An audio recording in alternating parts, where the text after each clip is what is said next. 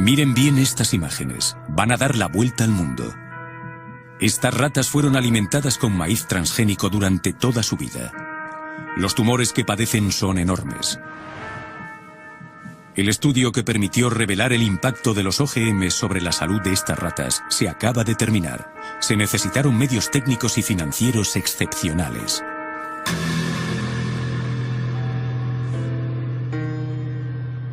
Durante 2 años tuvimos la oportunidad de seguir todo su desarrollo.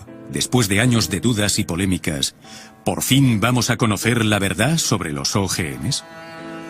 ¿No estaríamos aquí haciendo frente a un escándalo de salud pública que afecta al mundo entero?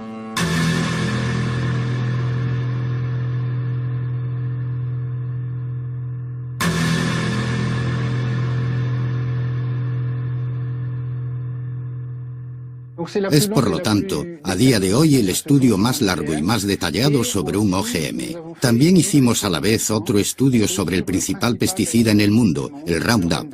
Es un herbicida, pertenece a la principal categoría de pesticidas en el mundo.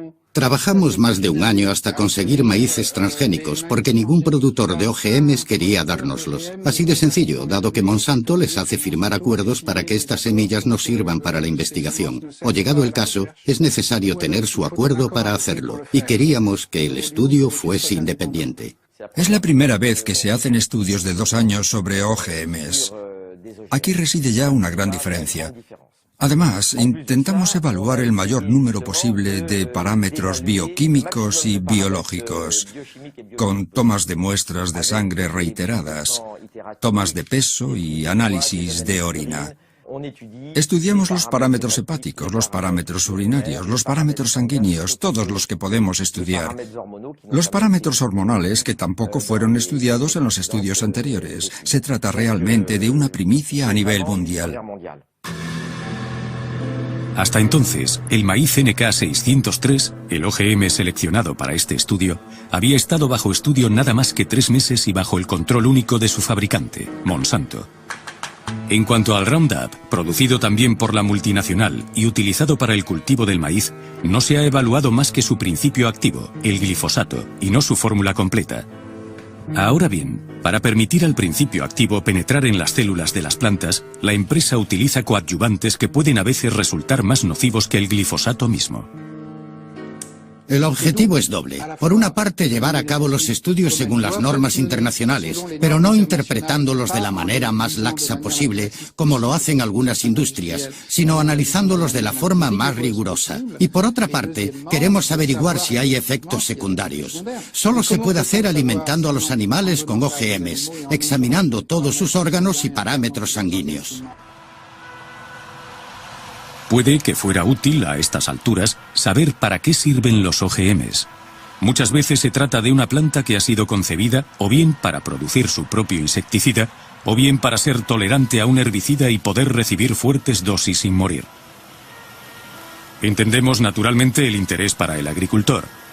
Podrá, por ejemplo, esparcir el Roundup en su campo. Desaparecerán todas las malas hierbas y solamente quedará el OGM cultivado. Entendemos mucho menos el interés para el consumidor, ya que corre el riesgo de comer un producto convertido en una auténtica esponja para pesticidas. De ahí la importancia de poder evaluar el OGM más los residuos que contiene y el pesticida solo. ¿Por qué no se llegó a someter a examen antes? Porque las compañías hacían sus pruebas, o con OGMs tratados con Roundup, como debe ser, y entonces no se podía distinguir el efecto OGM del efecto Roundup, o las hacían sobre el OGM sin especificarlo. No había realmente ningún estándar en este sentido. Lo que decidimos hacer fue, por fin, acabar con la duda. ¿Se debe al OGM o se debe al pesticida? Ya que durante más de 10 años, las comisiones nacionales no se preocuparon por el efecto del pesticida. Así pues, Europa ni siquiera exige que se lleven sistemáticamente a cabo pruebas de toxicidad crónica sobre animales, y cuando las pide, son las propias compañías las que deciden sobre el protocolo a seguir. En el caso de la patata Amflora, por ejemplo, se hicieron pruebas sobre 30 ratas solamente, de las cuales solamente 10 consumían el OGM. Los maíces de Monsanto fueron probados sobre 400 ratas. A 80 las alimentaban con la planta transgénica, pero solo 40 fueron analizadas con respecto a la sangre. En todo caso, ninguno de estos estudios pasó de los 90 días.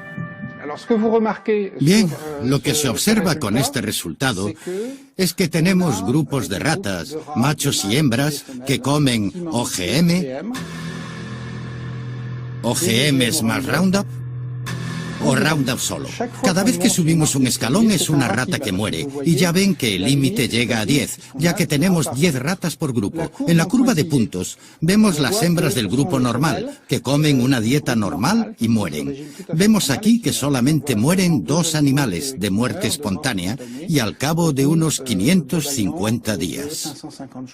En cambio, todas las hembras que comen OGMs tratados con Roundup o que beben Roundup, mueren más que las ratas normales.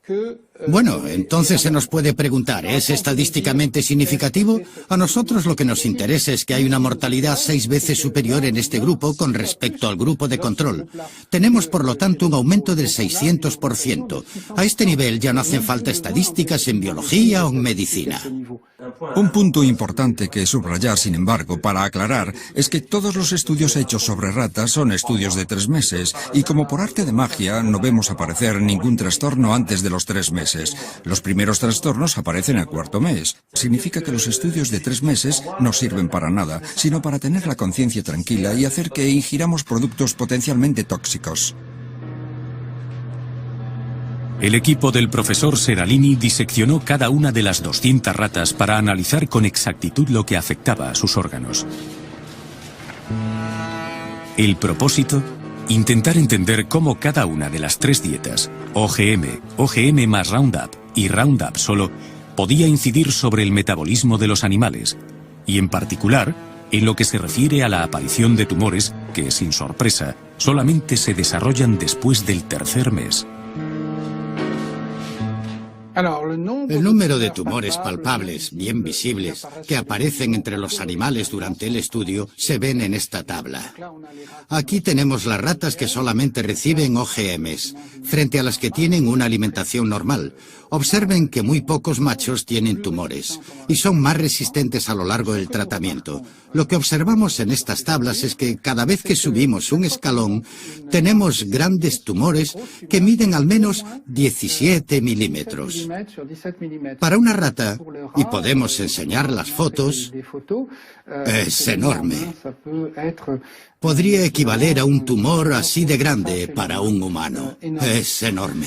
Resulta que identificamos cada uno de los tumores, y el 94% de los tumores son los llamados mamarios, es decir, que corresponderían a tumores en el pecho para las hembras. Aquí tenemos tumores en los riñones para los machos, aunque también tumores mamarios, lo cual es bastante excepcional entre los machos. Esto nos hace sospechar sobre algún efecto hormonal, que de hecho no es dosis dependiente. El 60% de los cánceres de mama en realidad dependen de perturbaciones hormonales.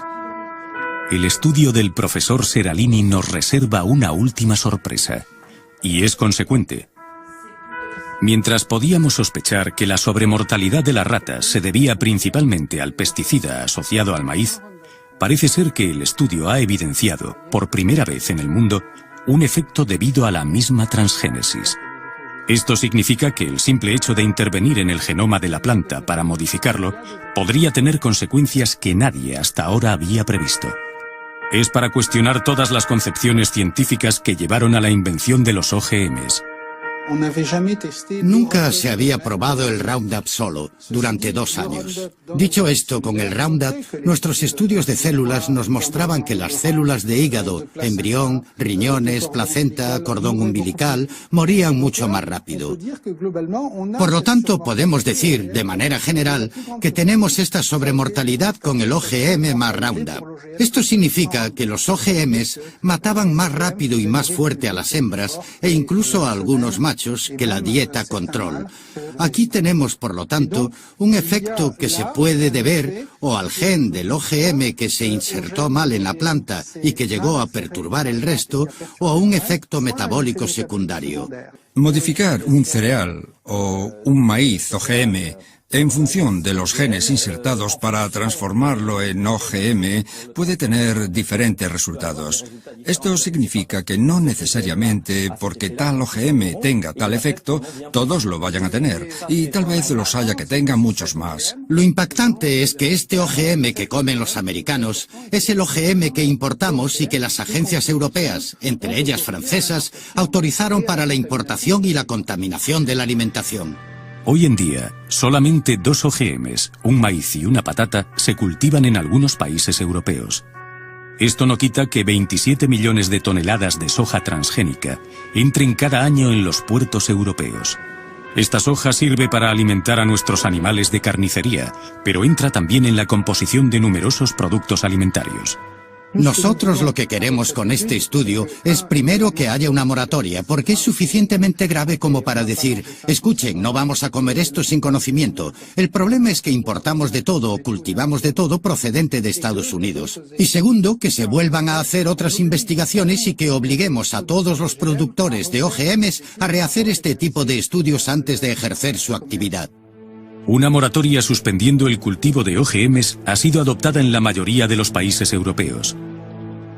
Considerando los resultados del estudio del profesor Seralini, ¿no sería hora quizá de extenderla a todos los OGMs agrícolas alimentarios? En ciencia, para establecer una verdad definitiva se necesitan equipos, tiempo y medios. Demasiado caro, demasiado largo, dirán algunos. Pero aceptando este precio, ¿no hubiéramos podido evitar los recientes escándalos sanitarios? ¿Van a provocar los OGMs un nuevo escenario catastrófico? Es obvio que es un riesgo que no podemos correr, y mientras esperamos evidencias científicas, es necesario utilizar aquel famoso principio de precaución del cual hablamos tanto, pero que tan pocas veces aplicamos.